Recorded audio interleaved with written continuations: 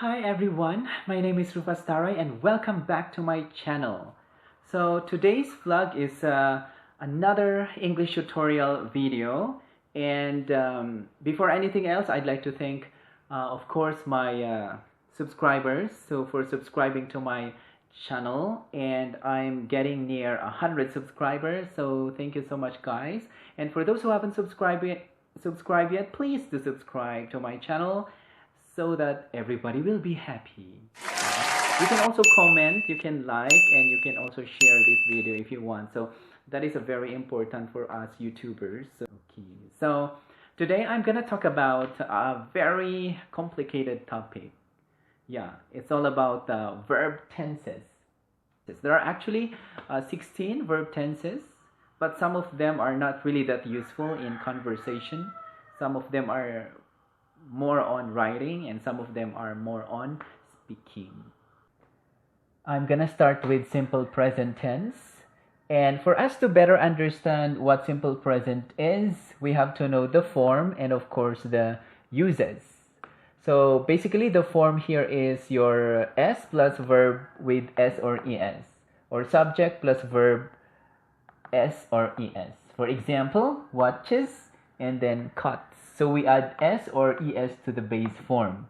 If the subject is singular, meaning to say one subject, like for example, she, he, it, like that, then you can use this one, S or ES. And then for subject plus base form, like watch and cut, we don't need to add S or ES here if the subject is plural, like they, I, we, like that. So plural subject plus plural verb. Singular subject plus singular verb. So they must agree together. So that is your subject-verb agreement. And of course, we have the use number 1 of simple present. It means repeated actions in the past, at present, and in the future. So actions that we usually do in the past and now and then maybe in the future. So basically we can use the adverbs of frequency. So what are your adverbs of frequency? We have always, sometimes, never, seldom, often, and more. So those are your adverbs of frequency. Example, she always forgets her purse. So here is your subject, this is your verb, and this is your object, right? So your subject here is she, that is singular. So we add S to the verb, forgets.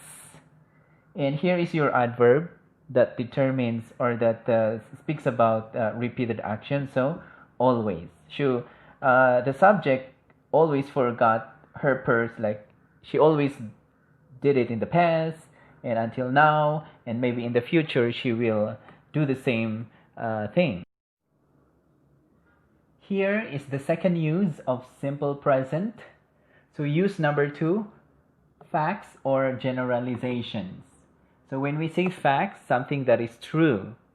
And when we say generalization, it means it is accepted by many people. So it is an idea that is well known around the world, or it is an idea that is accepted by so many people. So again, yeah, so this will be the structure. So here it goes like that. So again, past, present, future. So it is a fact in the past, it is a fact now, and it is a fact, it will still be a fact in the future. So it cannot change the idea. So it's always true, since it has always been true since the beginning until probably in the future. That's why the line starts from the past, and then from here, from the past to present, and then probably until the future. So you cannot change the fact. So example, cats like milk. So here, cats is your subject, like is your verb, and transitive verb, and then milk is your direct object. So no S or ES here. Why? Because your subject is plural. So many cats. So just put the base form there. No S or ES. So again, it depends on the verb. So here is the third use of simple present. So it means scheduled events in the near future. So there is an event that happens in the near future. That's why the X mark here is kind of near the future, not exactly here at present. So example, the train leaves tonight at 6 p.m. So the train here is your subject, not the train to Busan.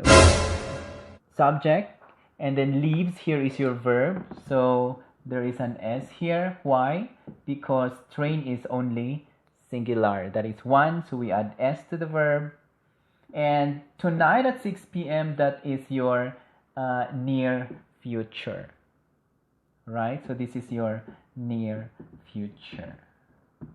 Like that. So the action doesn't happen now, but it's kind of happen in the near future.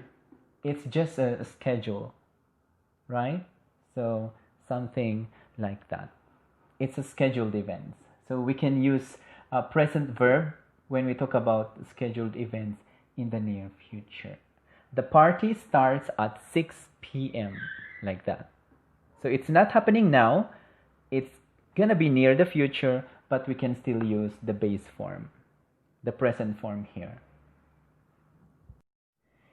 And we have finally used number 4. It means just now. So here, the structure, the diagram shows at the moment, right now. So yes, example, he needs help right now.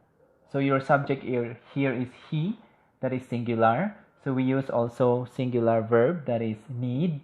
That's why we use an S here. We added an S here.